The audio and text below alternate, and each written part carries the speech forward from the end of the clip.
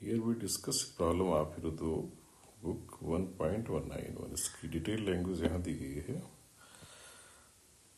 और इसका जो ब्रीफ है क्वेश्चन का वो मैंने यहाँ पे एक्सप्लेन करते हैं। इसमें दिया क्या है कि there is a particle rotating in a close path, जैसा क्लोज पाथ दिखाया गया है under a central force. Central force मतलब ऐसा फोर्स जो किसी एक पॉइंट से हमेशा पास हो।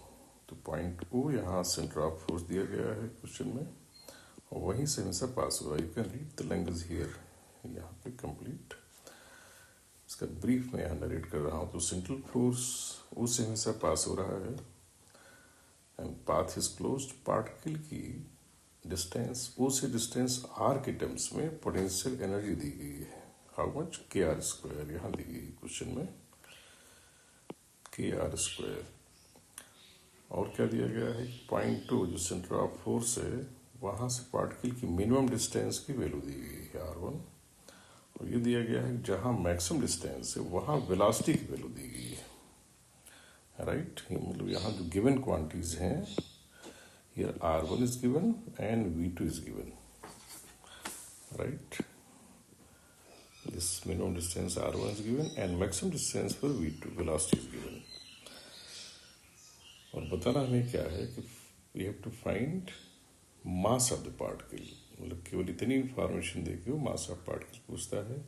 तो ऑब्वियसली आंसर किसके टर्म्स में आएगा? R1 और ये V2 और यहाँ पे के जो क्वेश्चन दिया गया है पोटेंशियल के एक्सप्रेशन में। तो how to solve it this question, मैंने ये 3 की पॉइंट यहाँ एक्सप्लेन किए हुए हैं सोल्यूशन में लेफ्ट साइड।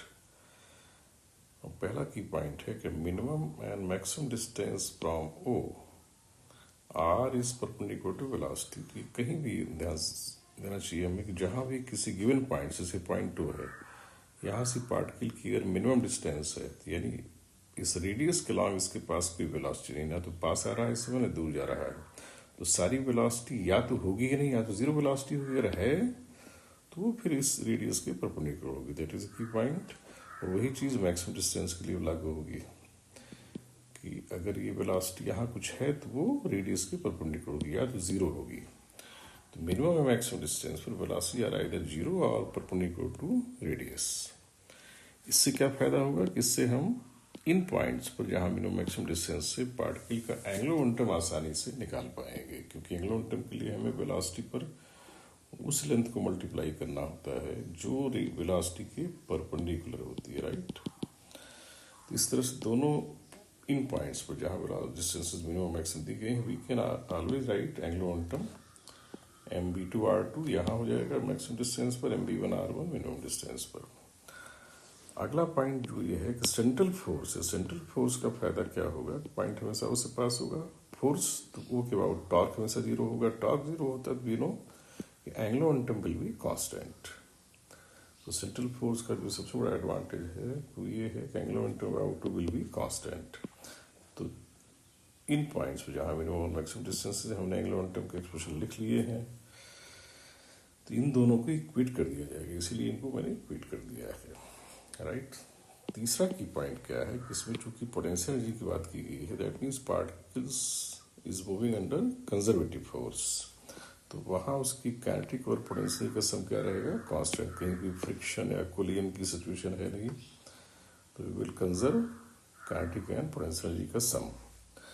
वो यहाँ इक्वेशन के फॉर्म में मैंने लिख दिया है और लेफ्ट हैंड साइड में डिटेल में भी दिया गया है सोल्यूशन। तो ये पहली इक्वेशन है, दूसरी इक्वेशन है। इनमें से हम क्या कर सकते हैं, इससे हमें R1 पता है, इधर V2 पता है। तो इस एनर्जी की इक्वेशन में हम V1 को रिप्लेस कर दें V2 के टर्म्स में। जैसे यहाँ V1 को मैंने V2 टर्म से रिप्लेस कर दिया है एनर्जी वाली इक्वेशन में। ये कहाँ से रिप्लेस किया? एंगुलर मोमेंटम कंजर्वेशन से। तो इसको इसमें रिप्लेस करते ही V1 की जगह एक इस तरह सिचुएशन आ जाएगी, कुछ एक्सप्रेशंस कट जाएंगे और सिंपली m अलग हो जाएगा, सेपरेट हो जाएगा in terms of known quantities R1 and V2। थोड़ा सा और डिटेल में यहाँ लेफ्ट हैंड साइड में कैन सी यहाँ एक्सप्लेन किया गया है। तो फाइनली इस तरह से ये मास आ जाएगा in terms of known quantities.